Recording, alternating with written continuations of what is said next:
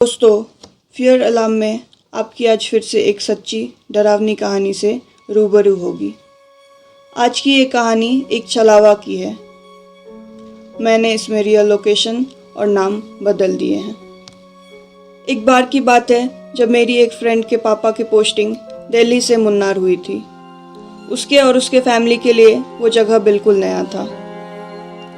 अंकिता उसके भाई के साथ स्कूल जाया करती थी। स्कूल ज़्यादा दूर नहीं था तो वो लोग पैदल ही आते जाते थे।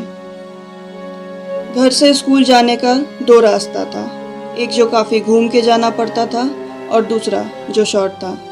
मगर वहाँ एक ब्रिज था जिसके दोनों एंड पॉइंट्स पे कुछ सीढ़ियाँ थी, जिसको पार करने के बाद वो लोग मार्केट से होते हुए इजीली स्कूल पहुँच सकते थे। जाहिर सी बात है वो लोग शॉर्टकट ही यूज़ करते थे।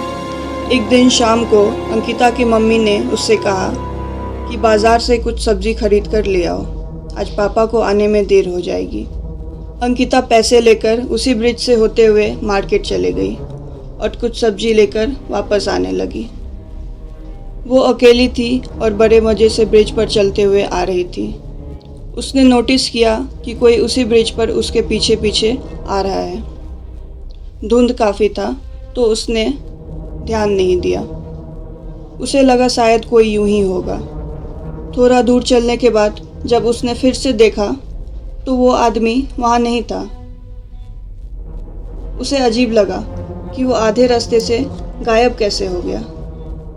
उसे फिर लगा शायद वो वापस चला गया होगा और वो फिर से आगे जाने लगी।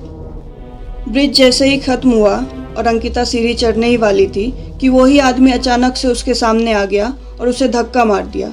वो नीचे गिर गई और चिल्लाई। इतने में बगल के एक घर से एक लड़का भागकर वहाँ आया। वो रोहन था जो उसके ही स्कूल में पढ़ता था। वो अंकिता को वहाँ से अपने घर ले गया और पूछा, क्या हुआ, तुम गिरी कैसे? अंकिता ने फिर रोहन को सब बताया तो रोहन ने कहा, तुम्हें तो उसने बस धक्का मारा, मेरे तो उसने टांग तोड़ दिए थे और ना जाने कितनों के साथ क्या क्या किया है। ये ब्रिज हॉन्टेड है। यहाँ के लोगों का कहना है कोई छलावा है जो दिन ढलने के बाद सबको परेशान करता है, इसलिए यहाँ से शाम होने के बाद कोई भी आता जाता नहीं है। रोहन ने फिर अंकिता को भगवान की एक तस्वीर दी और कहा, घर तक इसको साथ लेकर ही जाना। अंकिता रोहन के साथ वापस ब्रिज पर गई, अपनी थैली उठाई और सीढ़ी पार करके अपने घर चली गई। अंकिता बहुत डरी हुई थी और उसने अपनी माँ को सारी बातें बताई। अंकिता और उसके फैमिली मेम्बर्स ने शाम ढलने के बाद उस ब्रिज से आना जाना बंद कर दिया। आप अपने फीडबैक कमेंट्स में शेयर करें और मुझे सब्सक्राइब कीजिए और ऐसी ही हॉन्टेड कहानियों के लिए फियर अलार्म पर बने रहे।